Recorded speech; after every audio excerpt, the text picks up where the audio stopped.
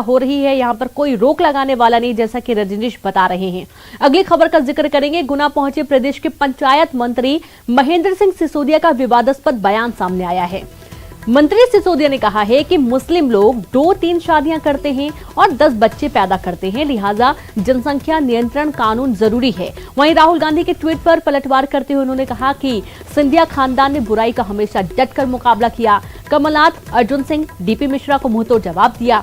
उन्होंने राहुल गांधी पर निशाना साधते हुए कहा कि राहुल गांधी बौखला गए हैं, बची हुई कांग्रेस भी जल्द टूटेगी। दिग्विजय को लेकर कहा कि उनसे मध्य प्रदेश की जनता नफरत करती है। कानून लागू होना चाहिए जिसमें हर जाति के व्यक्ति को पैदा करने की संख्या भी सुनिश्चित होनी चाहिए। मुस्लिम्स में ये सुनिश्चित नहीं है, वो चाहते हैं 2-3 शादियां करते हैं और 10 बच्चे कर लेते हैं। इस पर अंकुश लगना चाहिए।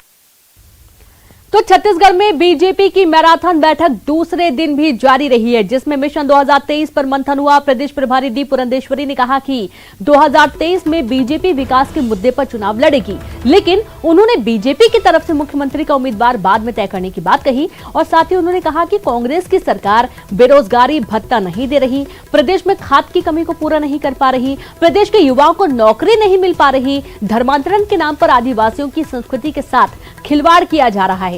पुरंदेश्वरी ने कहा कि 2023 में छत्तीसगढ़ की जनता भाजपा पर भरोसा जताएगी, क्योंकि भारतीय जनता पार्टी लोगों के साथ खड़ी है।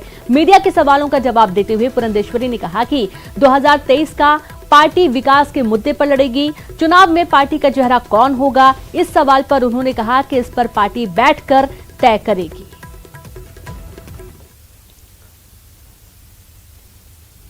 बता रही हूँ ना, उनके लिए ये बहुत आसान है कि उनकी जो असफलता है वो केंद्र सरकार पर थोप देना, ये उनके लिए बहुत बहुत आसान है, इसलिए करते हैं।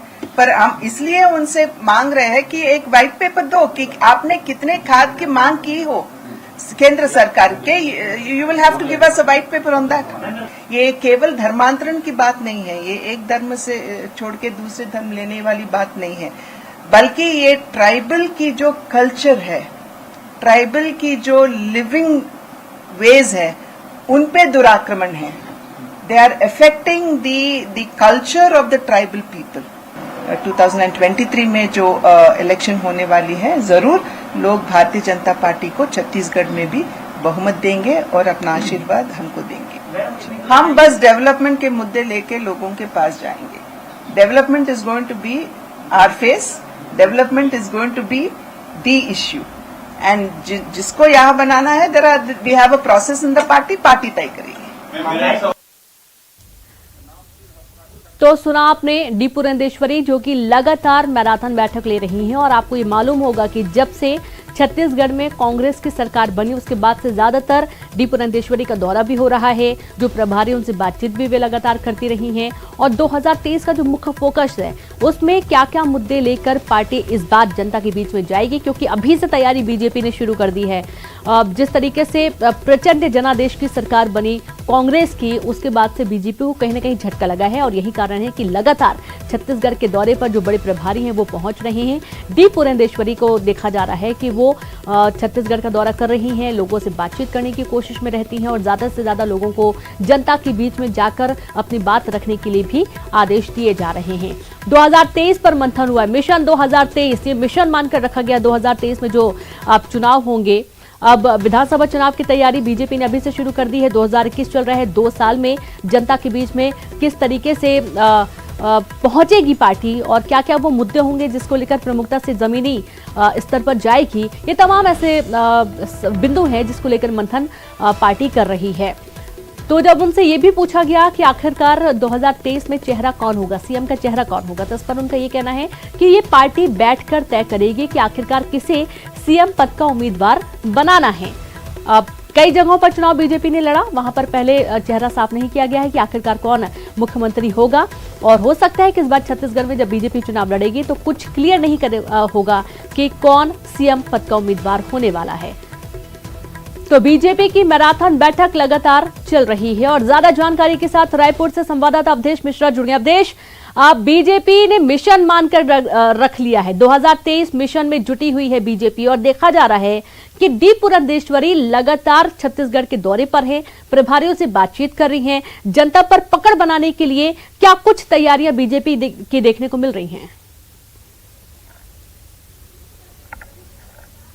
देखिए, 2 दिवसीय मैराथन बैठक और मैराथन बैठक का एक सिंगल लाइन का एजेंडा कि साल 2023 में जब छत्तीसगढ़ में विधानसभा का चुनाव होगा उस वक्त बीजेपी धरातल पे क्या कुछ करेगी, इस एजेंडे को लेकर छत्तीसगढ़ बीजेपी चल रही है। और यही वजह है कि लगातार समीक्षाओं के साथ साथ आगामी कार्य योजनाओं पे लगातार चर्चाओं और मंथन का दौर जारी है। अभी भी बीजेपी कार्यालय में कोर कमेटी की बैठक जारी है, जिसमें यह तय किया जाएगा कि छत्तीसगढ़ में सरकार को कैसे सदन से लेकर सड़क तक घेरा जाए, किन किन मुद्दों को लेकर सरकार के खिलाफ जो है बीजेपी मैदान में जाएगी, इन तमाम चीजों की रणनीति बनाई जा रही है। लेकिन सबसे बड़ी बात रिन्यू है कि आज के प्रेस कॉन्फ्रेंस में जब सीधे तौर पे डी पुरंदेश्वरी जो बीजेपी की प्रभारी, उनसे पूछा गया कि 2023 की तैयारी तो की जा रही है लेकिन चेहरे पे उनका क्या राय है, तो उन्होंने सीधे तौर पे आला कमान के पाले में गेंद डाल के सवालों से कन्नी काट ली। जो बताने के लिए काफी है कि छत्तीसगढ़ बीजेपी जो तमाम बैठकों और प्रभारियों के दौरे के बाद जो ऑल इज वेल दिखाने की कोशिश कर रही है, दरअसल धरातल में वो है नहीं।